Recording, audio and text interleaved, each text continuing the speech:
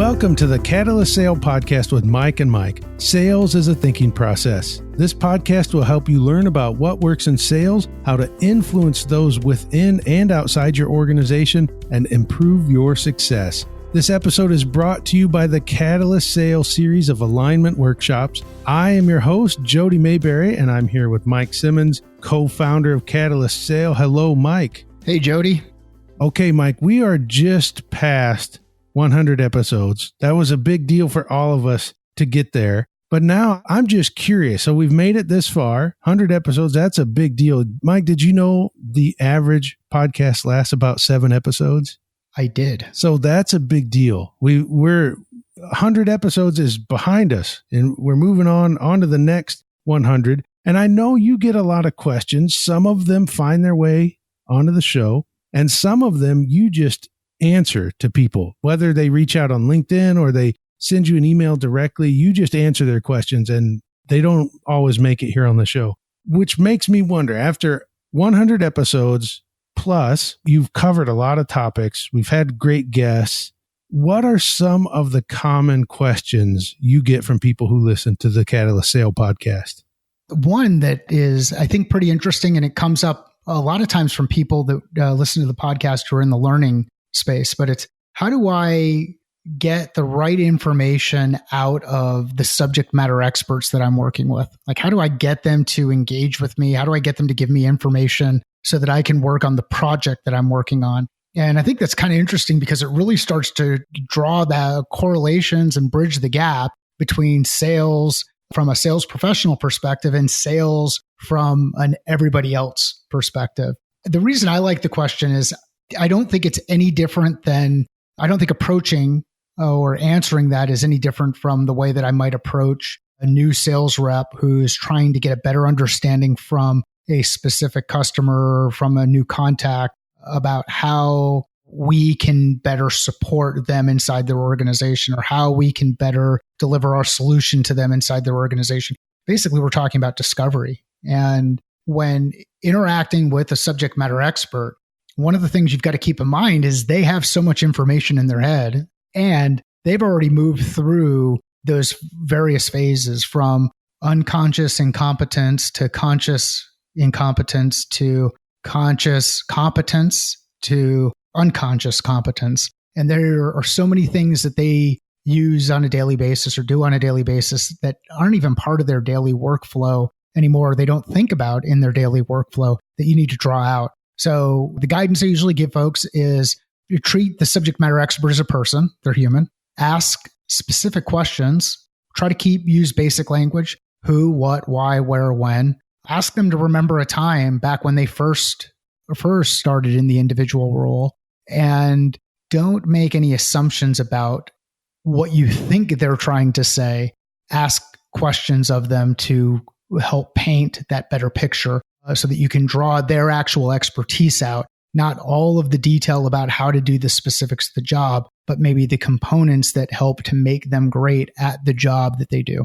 Mike, I could just start going with you on that, but I realize if we do, we're going to make an entire episode about that particular question, which will take us away from where we were heading, which is more of the questions, the common questions you get. So I'm going to step away, even though it's so tempting to go down that conversation. What is another question, common question that you get from people who listen to the podcast? Well, and maybe we'll come back to that one in another episode and really do a recording if that is something interesting for the audience, if they'd like more detail around it. But another common one is marketing. How do I communicate with marketing?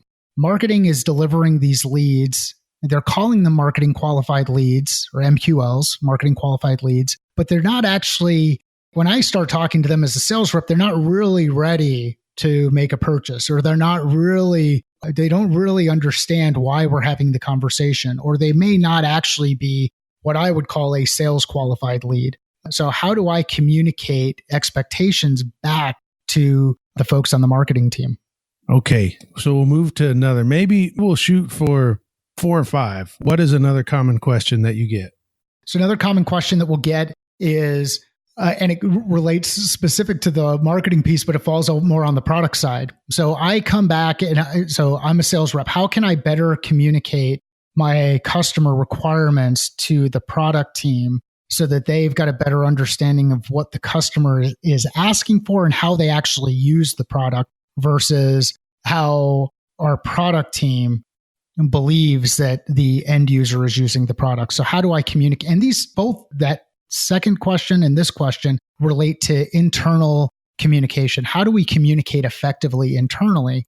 And maybe we'll get into more detail on this on another episode, but something to keep in mind when communicating internally, make sure you're using the same vocabulary and make sure you're clarifying with the person that you're communicating with what the intention is behind that vocabulary. I mean, how many times have you ever gotten into a situation where someone, I think down south, everything's a Coke, and sometimes people want a Dr. Pepper? So make sure you're using that same vocabulary.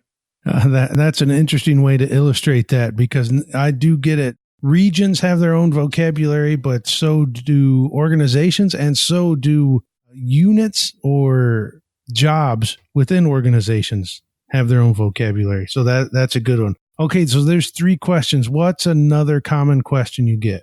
Another common question: how do I know when it's time for me to leave the organization? How do I know when it's time for me to move on? How do I know if I should stay in this individual role, or if I've had an opportunity to learn all that I can out of the role and move into a different either position inside the organization to stretch capabilities or go outside of the organization? And the one that gets really interesting when they start talking about outside of the organization, it's not only outside of the company in a similar space, but even transitioning to a new market or to a new product or to a completely different vertical. And I know we've talked about verticals before, but vertical might be maybe today I'm serving HR, and tomorrow or with this new organization, I might be more focused on technical buyer, and in another one, I might be more focused on the finance space. But how do I make that decision on whether or not it's time for me to move on and really stretch my skill set? That's interesting, Mike, to consider some people moving to verticals, as you called them. Although that goes back to your other question. That's not in my vocabulary in any job I've had, but yet in sales, talking about verticals, that is a word that's used, just like carrying a bag. I got that one now, though. I know how and when to use that. Yes, you do. Okay, let's take a 5th question. What is another common question that you get?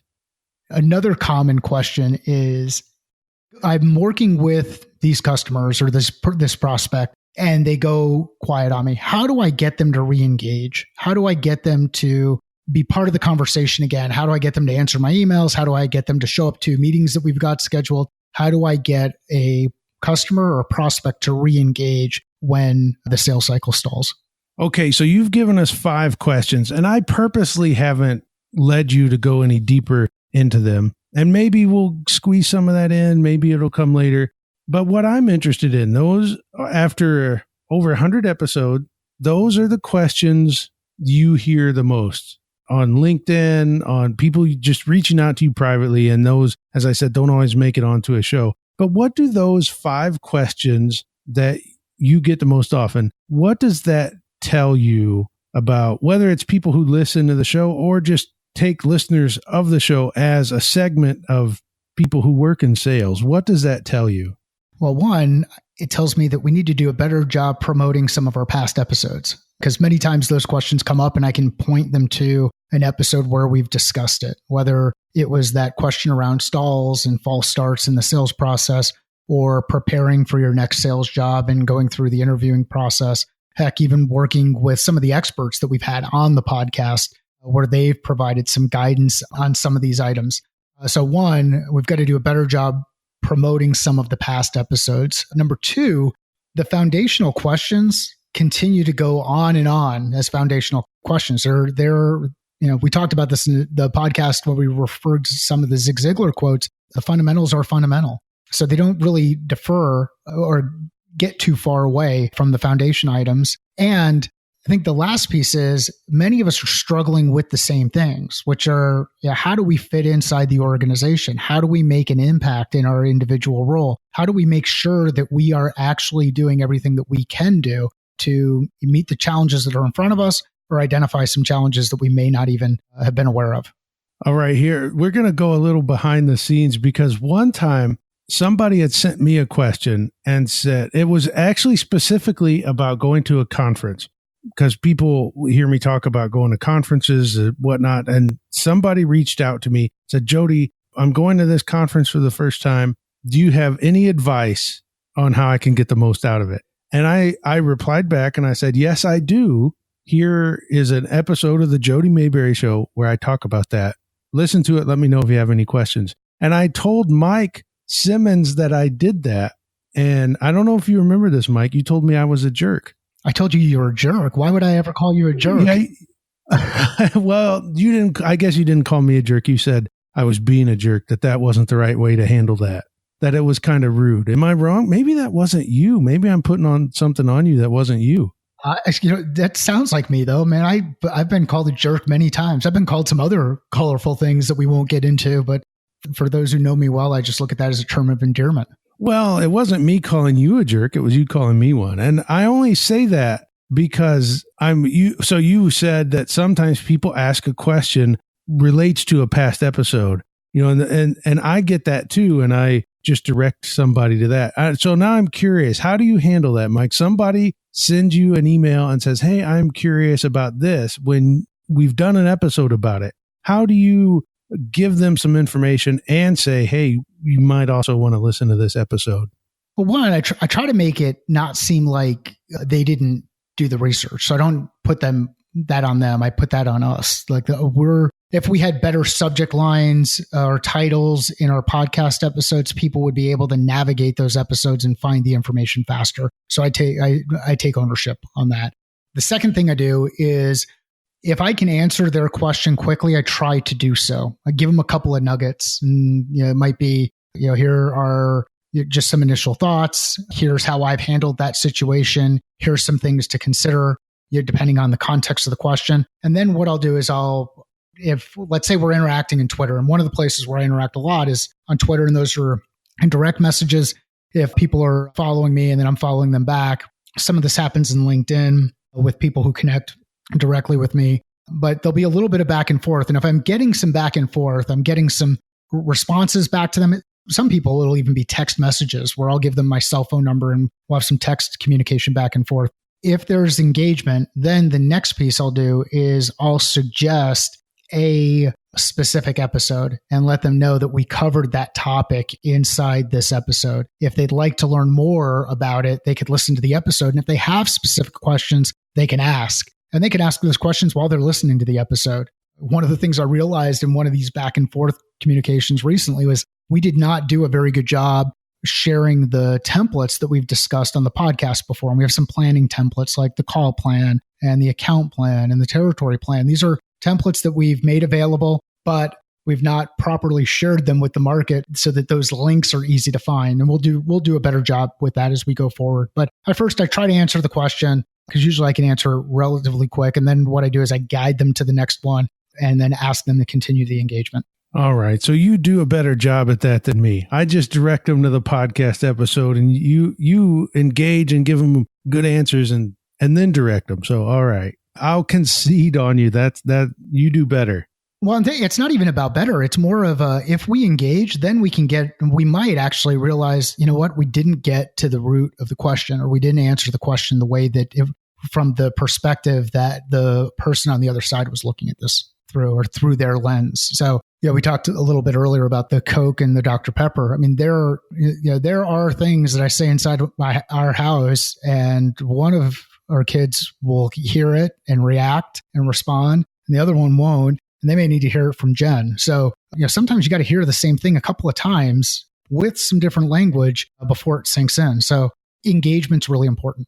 Well, my next question to you about these questions is getting these 5 questions fairly often over 100 episodes. So you do the math, that's roughly 2 years, and you've heard these questions. How has that changed the way that you talk or the conversations you have with people about sales? Well, I think the main change or major change is the questions help me become a better listener. Like I've got to listen for intent behind those questions before I just jump in to a response. And I like to think that I'm pretty good at that, but I think it's another one of those skills or areas where we can all improve. I mean, like think about it.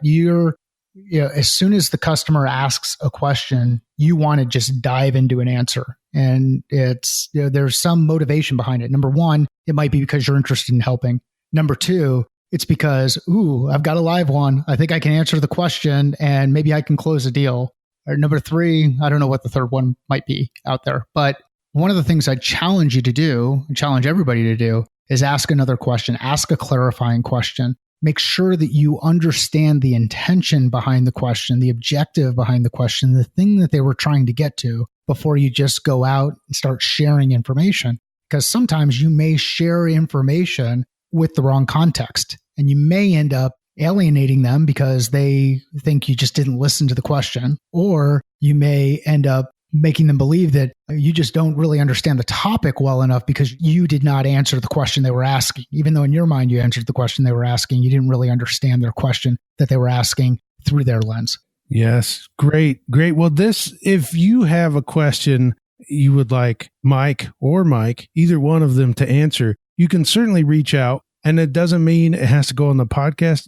Sometimes Mike decides, hey, I want to bring this question forward on the podcast, and he may ask you, or you can reach out and say, I've got a question specifically for the podcast for you to answer on the show, or this might make a topic. But if you just have a question you would like Mike to answer, certainly reach out to do that. Mike, if somebody does have a question, how can they get in touch? A couple of ways. Connect with us on LinkedIn, and you can connect with either Mike Connor or myself. It's Mike Simmons. And you can find us in LinkedIn just with a quick search by either of our names and then add Catalyst Sale. Another way to connect with us is to send an email at hello@catalystsale.com, and we'll include a link in the show notes. And then probably where I'm the most engaged right now is on places like Twitter. So you'll see me involved in some of the Twitter chats related to HR, related to learning, related to sales. So Twitter is a great place to engage because then we can get others to get involved in the conversation. And I look forward to hearing from you. All right. Wonderful. Well, Mike, I enjoyed this looking back on the questions that you've received, because to me, that's potential new episodes. It gives us an insight into what people are thinking. So thank you for that. That made for a fun episode. It's always a good conversation. Oh, it is. It is. I like hearing about these questions. And I do think there are some potential future topics in there. Definitely. Yeah. Well, thank you for listening to the Catalyst Sale podcast. If you know someone that would benefit from this show and the information we share, please go ahead and share it with a friend or a colleague. And you can tag us on Twitter, Facebook, LinkedIn. Maybe we'll join in on the conversation.